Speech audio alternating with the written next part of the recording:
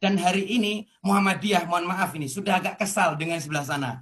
Kenapa? Karena setiap Pak Amin itu bicara di publik, berceramah itu suka pakai kata-kata yang agak menyerang. Awas Muhammadiyah itu ketua umumnya Haidar Nasir. Pak Haidar Nasir kalau sampai mendukung rezim ini maka akan saya jewer. Ya nggak seneng lah Muhammadiyah kayak gitu-gitu. Terus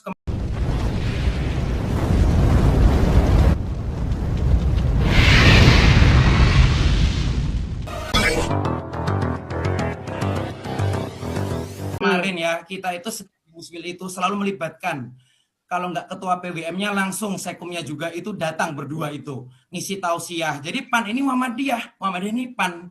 Jadi kayak kemarin kita rakernas itu yang ngisi tausiah itu Pak Dul Mukti, sekum PP Muhammadiyah. Terus kita ini diisi ada masalah Dahula yang anggota DPR RI yang vokal juga itu juga pemuda Muhammadiyah. Belum lagi ini baru saja tadi saya selesai memimpin sidang Musfil PAN Aceh. Kita insya Allah jadikan salah satu dari anggota 4 formatur itu Pak Irfan Nursi, mantan sekum pemuda Muhammadiyah. Jadi mohon maaf nih, Muhammadiyah itu udah sebel sama yang orang-orang yang keras-keras begitu. Dikit-dikit cewer, dikit-dikit cewer. Aduh, tolong dong. Lah, sorry, tapi kan yang keras-keras itu Pak Amin Rais. It's your father. Itu ayahnya Mas Mumtaz. Jelas dong, bukan hanya ayah biologis, tapi juga ayah ideologis. Jadi gini Mbak ya, Pak Amin ini posisinya nggak salah, sama sekali nggak salah. Beliau adalah profesor politik, pasti penuh dengan hitung-hitungan matematika politik. Tapi yang menjadi masalah ini adalah yang disebut loyalis itu loh. Loyalis itu nggak ada loh. Yang ada itu pembisik Amin Rais. Orang-orang itu apal itu aja. Nih saya sebutin ya, Agung Muzin. Kok orang kayak Agung Muzin mau bikin partai, terus mau merekrut atau apa itu menggunakan Muhammadiyah sebagai tulang punggung. Dia aja tatoan sini tangan itu.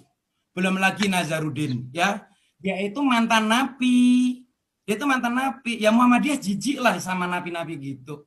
Jadi mohon maaf nih Pak Amin ini makin degradasi kalau disekelilingi oleh orang-orang macam itu. Jadi cuman kan gini, Pak Amin itu gini, Mas Mumtaz gini, aku juga mau bawa perspektif dari Pak Amin Rais. Pak Amin Rais menurut saya juga bukan orang yang kemarin sore di dunia politik. Bagaimanapun juga label tokoh reformasi itu masih ada di Pak Amin Rais.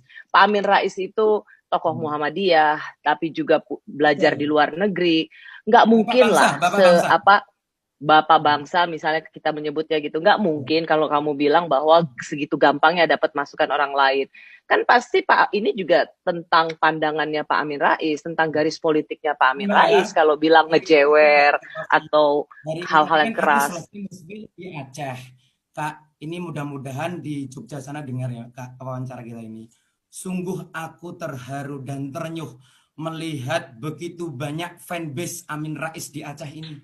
Mereka betul-betul berharap Pak Amin bisa kembali menyapa berceramah di Aceh, terutama di kalangan PAN dan Muhammadiyah. Mereka tuh melihat saya, mereka selfie-selfie kangen sama Pak Amin. Maka kita berharap Pak Amin dengan kesahajaannya dan dengan bakat politik yang profesor itu memimpin. Misalnya koordinator wilayah di Aceh atau Sumbar. Pak Amin tuh masih punya fanbase. Nama Rais ini di Sumbar ya, di Padang, di Aceh itu masih sangat luar biasa tinggi animonya. Jadi tidak perlulah mengkotak-kotakan antara ayah saya dan mertua saya.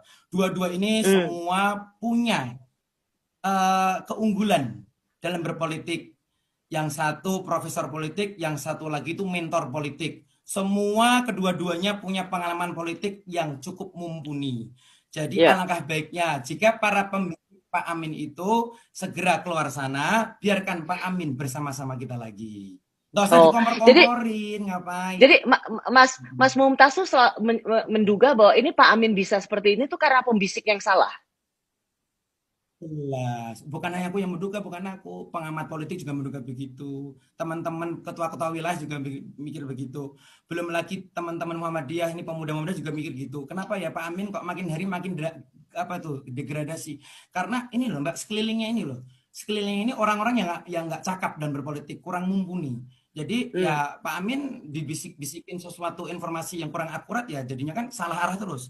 Makanya kami berharap nanti di Rakerwil atau Rakernas kita undang Pak Amin sebagai pembicara utama untuk menggodok, menggembleng mental para politisi PAN ini biar bisa seperti Pak Amin gitu loh Mbak.